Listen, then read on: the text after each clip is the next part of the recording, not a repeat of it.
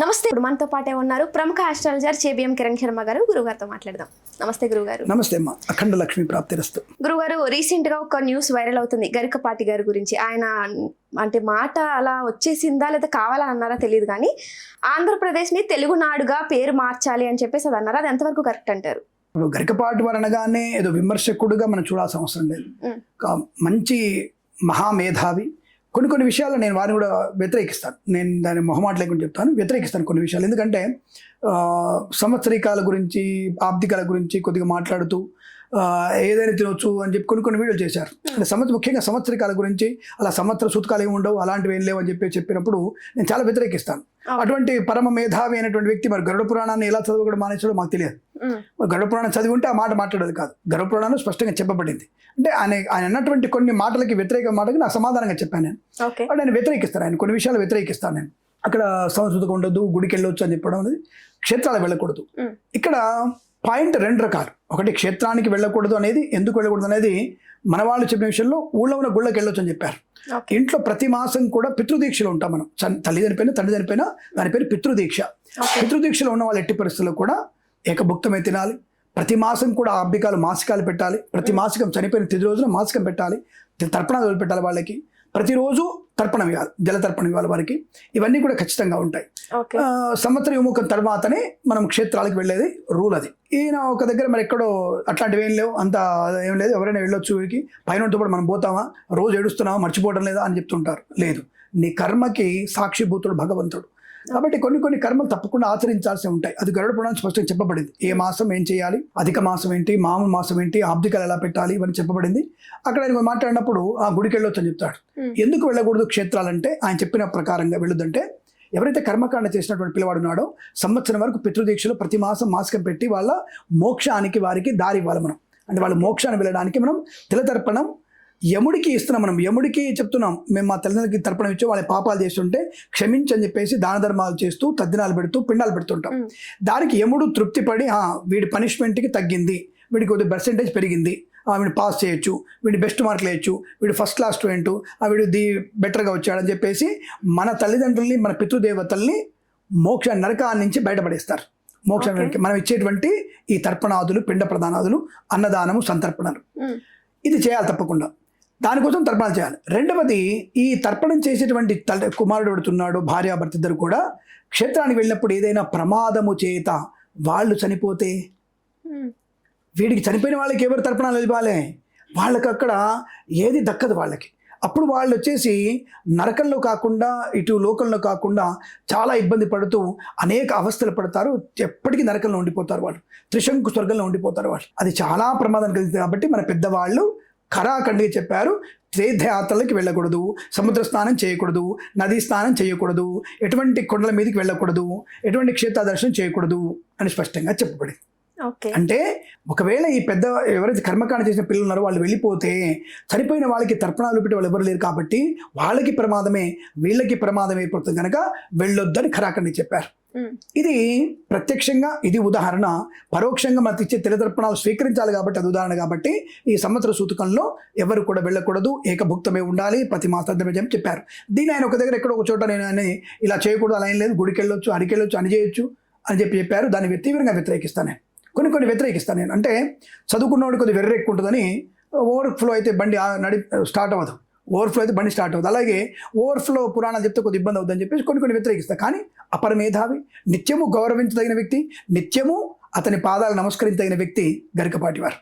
అటువంటి వ్యక్తి మరి అంటే మన తేట తెలుగు మాట మాట్లాడేటువంటి రెండు రాష్ట్రాలకి దాంట్లో మనకి తప్పకుండా తెలుగు భాష వైశిష్ట్యాన్ని పెంపొందినటువంటి మనకి ఆంధ్రప్రదేశ్ని తెలుగునాడుగా మనం పెట్టడం అనేది తప్పేం కాదు. దానికి ఆయన మాటకి నేను తప్పకుండా సపోర్ట్ చేయగలుగుతాను. తెలుగునాడు అనేది మంచి మాటే కదా. ఇప్పుడు ఆంధ్ర అనేది గ్రాంధికమైనటువంటి పదం, ఆంధ్రము అనేది గ్రాంధికమైన పదం. అది కరెక్ట్ సూటబుల్ కాకుండా ఉండవచ్చు. మరి ఆయన చదువుకున్నారు కాబట్టి ఆ విషయంలో మనకి ప్రావీణ్యత లేకపోయినా, పరిజ్ఞానం లేకపోయినా తెలుగునాడు అనేటువంటి పదం బ్రహ్మాండంగా అతను పెట్టుకోవచ్చు. దానివల్ల మంచి ప్రయోజనం ఉంటుంది, దానికి ఎటువంటి ఇబ్బంది. తెలంగాణ అన్నటువంటి దాంట్లో కూడా తెలుగే. తెలంగాణ అంటే తెలంగాణ అంటే ఏమిటి? తెలుగునాడు అని అర్థం. తెలుగు, దాని పేరు తెలుగు. తెలంగాణ అంటే తెలుగు అని అర్థం. అదే తెలుగునాడు అని పెట్టాడు, తెలంగాణ తెలుగునాడు, దానికి రెండింటికి అర్థం ఒకటేగా. కాబట్టి తెలుగునాడు అని పేరు పెట్టడం వల్ల తప్పేమి లేదు, అది ఇంకా విశిష్టం. మనకి భారత చరిత్రలో ఒక ఉన్నతమైనటువంటి రాజకీయ దక్షుడు, రాజకీయ నాయకుడు స్వర్గీయ నందమూరి తారక రామారావు గారి మాట కూడా అదే, తెలుగునాడు అనేటువంటి మాట కూడా ఆయన పెట్టడం. ఆయన తెలుగు మీద అభిమానంతో తెలుగుదేశం అనేటువంటి పేరు పెట్టాడు. 2 రాష్ట్రాలకి తెలుగుదేశం పేరుగా ఉండేది. తెలుగునాడు పెట్టినా మంచిది, తెలుగుదేశంగా పెట్టినా మంచిది ఆ యొక్క ఊరికి. అంటే తెలుగుదేశం అనగానే మరి కొంతమంది పార్టీ వాళ్ళు వచ్చేసి అడ్డ పెడతావు తెలుగుదేశం పార్టీ పేరు అనుకుంటారేమో. దానికి తెలుగునాడు పేరు పెట్టడం అనేది మాత్రం సమంజసమే అని నా అభిప్రాయం. అది పెట్టడంలో పెద్దగా వ్యతిరేకించాల్సిన అవసరం లేదు. కాబట్టి తెలుగు వాళ్ళందరూ కూడా అటువంటి పదం ఉపయోగించడం అయితే నాకు శ్రేష్టంగా కనబడుతుంది. ఇప్పుడు హిందీ రాష్ట్రాలకి ఉత్తరప్రదేశ్ అని వాటి తగినటువంటి పేర్లు పెట్టుకున్నారు వాళ్ళు. సో అలాగే మన తెలుగునాడుకి మదరాసీలు అనేది కూడా ఎవరైతే ఈ తమిళాన్ని మాట్లాడతారో వాళ్ళని మదరాసీలు అంటారు, అంటే వాళ్ళు మదరాసీలు అంటారు. కాబట్టి వాళ్ళ ప్రాంతానికి తమిళులు అని పేరు పడింది. కాబట్టి అలాగే మన యొక్క రాష్ట్రానికి ఇప్పుడు తమిళనాడు అంటే తమిళ ప్రజలు అవుతుంది, కేరళ అంటే వాళ్ళు తప్పకుండా మలయాళం పేరు కేరళం, కాబట్టి ఆ కేరళ పదాన్ని వాడుకున్నారు. కాబట్టి వాళ్ళ రాష్ట్రాలకి వాళ్ళ భాష పేరు పెట్టుకున్నప్పుడు అద్భుతమైనటువంటి. ఇంకోటి తెలంగాణకి తెలుగునాడు అని పేరు ఉన్నప్పుడు ఆంధ్రప్రదేశ్కి తెలుగునాడు ఉందని రూల్ ఏం లేదుగా. సరే, అయితే సోషల్ మీడియాలో కొంతమంది ఏమంటారంటే నాడు అనే వర్డ్ ఏదైతే ఉందో దానికి మీనింగ్ కూడా వేరే భాషలో వేరే ఏవో ఉన్నాయి. సో అప్పుడు ఇది కూడా తెలుగుకి సంబంధించిన పదం కాదు కదా, అప్పుడు తెలుగునాడు అనేది ఎలా పెడతారు? నాడు ఎవరు చెప్పారు? నాడు తెలుగు భాష కాదని చూపిస్తాను. తెలుగునాడు కాదు, తెలుగునాడిని నాడుగా బాదుకుంటారు. అదే అంటున్నా, నానార్థాలు తీసుకోవాలి మీరు. ఒక పదానికి అర్థాన్ని తీసుకోదు ఎప్పుడు కూడా. తెలుగునాడికి తెలుగునాడి అంటే నాడి అంటే అటువంటి ఉనికి అని అర్థం. కాబట్టి తెలుగునాడు తెలుగునాడి దానికి విపరీతార్థాల్లో నానార్థాల్లో తెలుగునాడు స్పష్టంగా ఉండవచ్చు, దానికి ఎటువంటి ఇబ్బంది లేదు.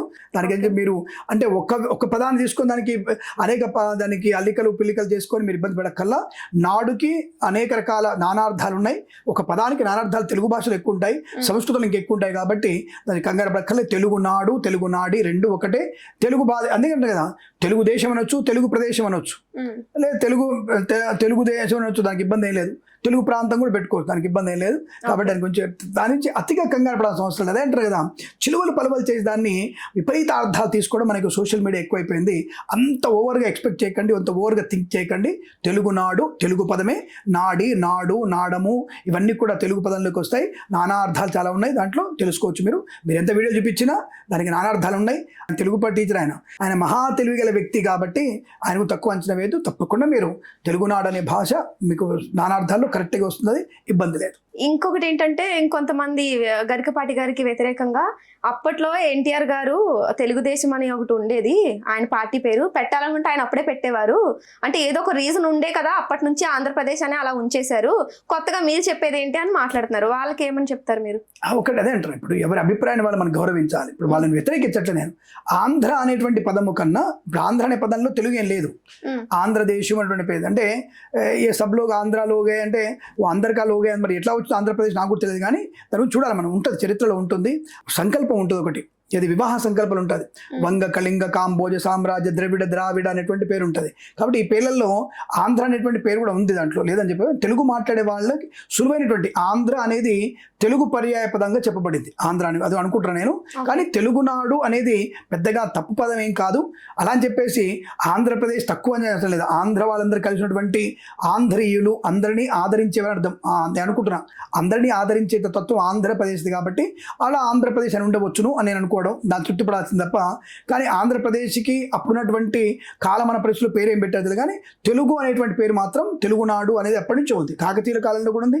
కన్నడిగులు మళ్ళీ తెలుగునాలే అంటారు, తెలుగు అంటారు. తెలుగు అంటే తెలుగునాడు అంటారు. అందుకే దానికి తెలంగాణ పేరు, ఆంధ్రప్రదేశ్ కూడా ఆంధ్ర పేరు వచ్చింది తప్ప ఆంధ్ర భోజులు అనేటువంటి విషయంలో కూడా వచ్చి ఉండదు తప్ప అంతగా మనకి లోతుగా తెలియదు. కాబట్టి మనం తప్పుగా మాట్లాడద్దు, వాళ్ళ అభిప్రాయాన్ని గౌరవించాలి. నువ్వు పెట్టాల్సిన అవసరం లేదు, ఇప్పుడు కొరివి పెట్టకు అంటే ఏమి పెడుతున్నాడు ఆయన, తెలుగు భాష పేరు పెడుతున్నాడు, పెట్టుకుంటే దాని తప్పే ఉంది. మన భాష పేరు పెట్టడంలో మీకు అసలు అందరికీ ఇబ్బంది ఏమైంది నాకు అర్థం కాలేదు.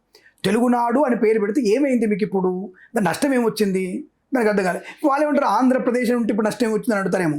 ఆంధ్రప్రదేశ్ అనడం కన్నా తెలుగునాడు అనేది తెలుగు భాష యొక్క ఔన్నత్యం పెంపొందించుకునే అవకాశం ఉంటుంది. కనీసం తెలుగు అనగానే మన వాళ్ళు మాట్లాడగల శక్తి ఏర్పడుతున్నటువంటి భావనతో ఆ విషయం చెప్పి ఉండవచ్చుగాక నేను అనుకోవడం.